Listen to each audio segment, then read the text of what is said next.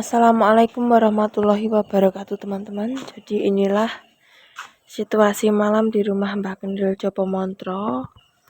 Ini pas terang bulan. Jadi memang kediaman Mbah Kendil ini pas di totokan jalan raya. Dan ini sudah sepi sekali sejak sore tadi sekitar jam 9 udah sepi. Kita akan berbincang-bincang dengan Mbah Kendil Jopo Montro teman-teman.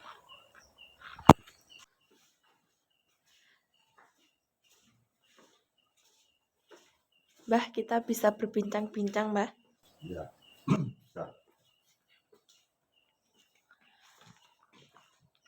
Kediaman Mbah Kendil ini berada di totokan jalan raya. Kalau menurut kepercayaan Jawa itu Mbah, orang yang tinggal di totokan itu jarang sekali yang berani. Jadi ada yang mengatakan bahwa sunduk sate, jadi jarang yang kuat Mbah. Katanya banyak memakan korban. Dan apalagi di lingkungan Mbah Kendil ini terkenal sangat wingit. Di depan sini dulu pernah ada orang yang melihat pocong, kemudian di sana Mbah itu batasannya di rumah kosong pagar besi itu ke utara. Di sana pernah ada orang yang melihat kepala saja tanpa tubuh. Kalau bahasa Jawanya gelundung pecek Mbah. Itu jarak sekitar 1 mingguan itu anaknya langsung kecelakaan dan meninggal.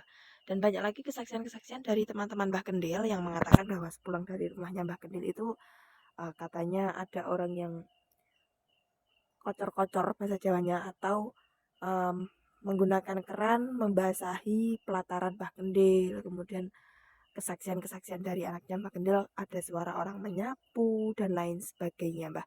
Kenapa Mbah Kendil kok lebih memilih di tempat yang seperti ini? Padahal kan Mbah Kendil bisa memilih tempat-tempat yang mungkin lebih strategis atau dekat jalan raya, atau mungkin karena Mbah Kendil suka kesunyian di daerah-daerah yang mungkin tidak ditotokan seperti ini Mbah. Dalam kehidupan kita harus memiliki keyakinan yang kuat. Kalau kita tidak kuat, kita diumbang-ambingkan dengan permasalahan dan kejadian. Okay. Sehingga kalau orang sudah percaya kepada Tuhan Sang Pencipta Alam atau Allah Subhanahu wa Ta'ala, kita harus percaya kehidupan dan kematian. Okay. Artinya kita bisa dipanggil pada waktu kecil, waktu dewasa, waktu tua, bahkan di dalam kandungan pun juga banyaknya dipanggil. Iya. Dengan itu kematian orang, rezeki orang, apapun bentuknya kita juga tidak tahu, semua ditentukan oleh Tuhan. Okay. Kita kembali kepada permasalahan tentang rumah ditotokan atau bisa dikatakan sunduk sate. Iya. Ini dulu rumah menghadap ke timur, Okay. sehingga dia tidak berani menghadap ke jalan raya ini. Okay. Kemudian berpuluh-puluh tahun dijual tidak laku. Kemudian saya ditawari oleh teman, saya tengok, kemudian saya beli. Okay. Karena kita sebagai sosok sesepuh, terus kemudian ada rumah sunduk sate, terus tidak mau menempati atau ketakutan karena keyakinan-keyakinan yang belum tentu kita percayai. Okay. Karena kita lebih percaya kepada kudratul ilahi, kita percaya kepada kuasa Tuhan. Okay. Namun dengan demikian juga sudah menjadi keputusan dan titenan wong Jawa itu biasanya niteni. Okay. Sabenda ono omah ning perapatan atau protolon atau sunduk sate itu mereka tidak bisa lestari, mereka tidak bisa tentram, banyak masalah, bahkan bisa yang menelan korban. Iya. Maka dari itu kita harus mencoba, kita harus beranikan diri. Kalau hanya kita bilang, hanya suara, maka ya kita belum terpercaya gitu. Okay. Tapi dengan kita setiap malam tidak pernah tidur, kita setiap malam wiritan, meditasi, yuku broto, maritineng, saya yakin bahwa misalkan ada hal-hal yang mungkin akan menggoda kita atau cobaan-cobaan yang akan menggoda kita, maka cobaan-cobaan itu pasti disisihkan oleh Sang Pencipta Alam, yaitu Allah Subhanahu wa Ta'ala. Okay. Karena barang siapa yang mendekat Tuhan, barang siapa yang mencintai Tuhan, barang siapa yang percaya dengan 100% kepada Allah Subhanahu wa Ta'ala, maka keselamatan dia selalu dijaga dengan cahaya Tuhan, Okay. kata kuasa Tuhan. Maka dari itu kita ibarat seperti uji nyali, seperti kita tunjukkan kepada warga dan masyarakat bagaimana kita menempati ini, bagaimana kita menduduki rumah ini, kita kuat apa tidak. Dan kita sudah ada lebih dari 15 tahun di sini. Nggih. Yang namanya setiap orang itu punya masalah. Jadi belum tentu orang yang berumah di Totokan itu Sunduk Sate pasti punya masalah. Bahkan orang yang menduduki berdomisili yang tidak ditotokan sudah banyak yang punya masalah gitu loh. Iya, iya. Dengan demikian memang kalau kita melihat ya kesaksian masyarakat memang banyak sekali yang di sini mengatakan ada orang yang bunuh diri antara Iya. suami dan istri bunuh diri sama-sama di sebelah barat itu.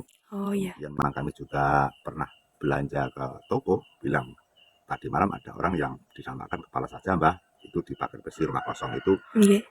ke barat arahnya kepalanya tadi berputar-putar gitu dengan Nggih. tertawa maksudnya mereka mendapatkan senyum Nggih. yang dinamakan dengan pelunduk lecek. Kemudian ada lagi di bawah nangka itu juga ada Nggih. dinamai pocong itu setahu saya sudah 2 orang yang tahu. Iya. Yang pertama adalah toko sebelah utara itu sama tetangga saya yang kontrak itu. Nggih. Tapi kita pun juga tidak menakuti, justru kita memberikan hal-hal yang diperkirakan dia tidak takut. Nggih. Itu saya jawab kalau itu bukan pocong, itu hanya cahaya lampu saja bu. Itu. Dia juga bantah karena dia mendekati gitu. Iya. Dia didekati dan dia lari itu. Nggih. Kemudian memang di sini pun juga ada orang berjalan terus meninggal di lingkungan ini juga. Gitu. Nggih. Sehingga memang kalau dikatakan ini misteri ya mungkin juga. Nggih. Juga ada lagi ada orang yang ingin pergi ke arah barat ke Indramayu Giant, mereka melintasi SD, mereka ada orang yang itu bonceng, Pak saya nebeng Pak, ya silakan, kan dia naik sepeda ontel, Nggih. sepeda beat, waktu itu waktu hujan gitu, kemis gitu, hujan kritik-kritik. Nggih. Setelah mereka terjun diri, Pak saya turun di sini saja, oh iya, terus mereka turun jeluk gitu saja, dilihat juga hilang gitu Mbak, Nggih. sampai dia berhenti, ditanya Pak kemana Pak itu tidak ada. Nggih. Itu. Sehingga hal-hal seperti itu kita tidak perlu kita memperdalam. Yang jelas kita punya keyakinan bahwa kita itu hidup di dunia ini juga diberi kudrat dan irodat dan kita memang punyanya rumah ya ini. Kenapa kita takut di dalam rumah kita sendiri itu? Iya. Yang pertama, yang kedua ini kan warga masyarakat kan banyak Mbak. Nggih. Kenapa kita harus takut? Yang kedua itu, yang ketiga kita juga punya keimanan.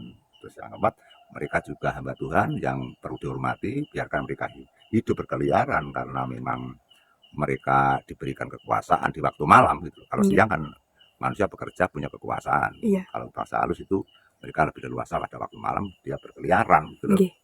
Kemudian ada orang yang menyapu, ada orang yang bertamu di rumah saya katanya ada orang kocor-kocor. Setelah mereka pulang ternyata kok nggak basah mbah. Gitu. Nggih. Ada lagi yang tidur di sini katanya orang ada anak kecil sepak bola, ada yang menyapu dan sebagainya. Iya. Karena yang penting kita tancapkan bendera keyakinan saja, tidak usah kita diperbesar gitu loh. Nggih. Diperbesar, dipertakut dirinya sendiri. Akhirnya kita nanti justru tidak punya kepercayaan dan kita semakin jauh sama Tuhan. Biasanya orang yang dekat sama Tuhan, orang yang dekat dengan Allah, orang yang cinta dengan Allah, orang yang mirip dengan Allah itu tidak pernah punya takut, Mbak. Mbak. Jadi mereka tidak takut kepada jin, setan dan sebagainya. Dia hanya takut kepada dosa dan takut kepada perilaku yang dianggap mereka bersalah gitu. Iya. Takut karena salah, berani karena benar gitu, Mbak. Gitu. Mungkin ada tips-tips Mbak mungkin bagi orang-orang biasa atau masyarakat biasa dalam arti banyak tuh Mbak masyarakat kita ini yang nggak kuat melek kayak gitu. Mungkin kalau misalkan mereka membeli rumah di Totokan mungkin ada kiat-kiat atau cara-cara agar dia itu bisa lebih pede atau lebih percaya diri atau tidak khawatir tentang omongan-omongan orang itu. Karena yang namanya Sunduk Sate itu sudah menyebar luas Mbak, terutama di tanah Jawa ini. Ya yang jelas kalau ada sosok orang yang mungkin menakut atau takut dengan resiko-resiko bentuk-bentuk astral atau rumahnya itu angker dan sebagainya, yang jelas kalau kita tancapkan bendera keyakinan, kita tancapkan pendekatan kepada Tuhan Yang Maha Esa dan rumah yang kita duduki, yang kita tempati, sendirinya dipakai untuk beribadah. Kita tidak bilang beribadah cara apa, silahkan beribadah cara apapun, yang penting beribadah yang ditujukan kepada Sang Pencipta Alam. Dengan kita seringnya beribadah, seringnya kita tidur dan wirid atau meditasi dan sebagainya, maka bangsa astral akan enggan untuk mengganggu kepada kita, untuk bersemayam di rumah kita. Itu yang paling penting, Mbak. Ya teman-teman, jadi ini adalah penampakan rumah Mbak Gendel. Kita tahu bahwa ini benar-benar ditotokan teman-teman. Tadi sudah dijelaskan sama Mbak Gendel bagaimana cara kita mengatasi rasa takut atau rasa kekhawatiran, karena sebagai manusia yang beriman tentu kita memiliki keyakinan yang tinggi terhadap Allah. Dia mampu melindungi kita dari segala hal yang mungkin kita anggap bahaya. Dan teman-teman, ini mungkin bisa menjadi pelajaran baru bagi kita semua, bahwasanya saya melihat keluarganya Mbah Khalil ini alhamdulillah tentram-tentram saja. Kemudian anak-anaknya juga rukun. Dalam hal ekonomi juga Allah selalu menyediakan apa yang kita butuhkan. Mbak Gendil mungkin ada tambahan lain Mbak yang ingin disampaikan sama teman-teman Mbak? Saya kira sudah cukup, hanya menitipkan kepada teman-teman yang peduli kepada konten kita, karena hidup ini tidak lama. Nggih. Bukan kesenangan, kebutuhan yang menumpuk. Setiap harinya kita memikirkan ekonomi, susahnya mencari uang, susahnya mencari duit, sehingga kita kadang-kadang meninggalkan apa yang dimaksud kita itu hidup. Makanya mumpung kita masih hidup, dekatilah Tuhan Sang Pencipta Alam, karena kita dipanggil sewaktu-waktu. Yang pertama itu. Yang kedua, usahakan kita hidup ini berbuat baik. Berbuat baik kepada siapapun, menyucikan hati. Jadi hati kita jangan sampai kotor, hati kita jangan sampai disemayam oleh iblis dan jin. Kita berusaha semaksimal mungkin agar kita itu jauh daripada pengkhianatan, penfitnahan, pencurian, dan sebagainya. Ya, kita berusaha agar menjadi orang yang terbaik dengan hati kita menjadi bersih dan mulia. Maka gangguan jin dan sebagainya saya kira pasti tidak berani mengganggu pada kita, dan kuncinya jujur, sabar, dan tawakal. Barang siapa yang jujur, sabar, dan tawakal, maka mereka dicintai dan dipujikan oleh Tuhan. Barang siapa yang jujur dan suci hatinya, maka mereka lah yang beruntung hidup di dunia ini. Karena mereka yang yaitu diberi hak dan kuasa, dan mereka yang akan bersemayam di dalam alam surga Tuhan. Ya teman-teman, jadi ini sudah jam 3:30 lebih. Jadi suasananya juga sudah hampir pagi. Kita sudah menemani Mbah Kendil. Jadi sudah biasa sekali bahwa Mbah Kendil itu setiap malam memang jarang tidur teman-teman. Jadi selalu sampai pagi, setelah subuh beliau beristirahat sejenak, bahkan kadang tidak tidur sama sekali. Ini suasana juga sudah mulai berbeda karena ini hampir pagi teman-teman. Inilah pelajaran kita pada malam hari ini. Kita bersama-sama merenungi malam bersama Mbah Kendil, dan kita mendapatkan salah satu ilmu pengetahuan lagi perihal mendirikan atau bertempat tinggal di totokan, atau dalam bahasa Jawa sering orang mengatakan sunduk sate. Semoga ini bermanfaat teman-teman, dan terus ikuti video kami yang selanjutnya karena masih banyak lagi pengalaman-pengalaman dari Mbah Kendil Jopo Montro yang akan kita kuak, yang akan kita tuangkan di channel ini. Cukup sekian. Wassalamualaikum warahmatullahi wabarakatuh.